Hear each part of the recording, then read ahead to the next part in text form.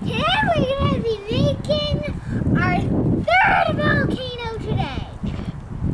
Okay, so first, put some water, then 1 squirt of soap, and then put some baking soda.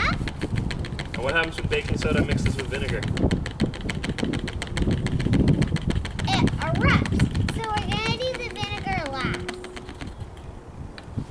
Okay. It has to be warm water, okay?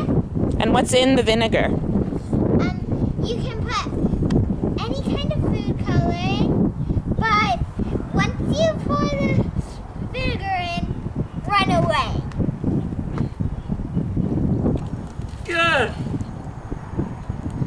Or just stay there. Yeah. What happens if you add more vinegar?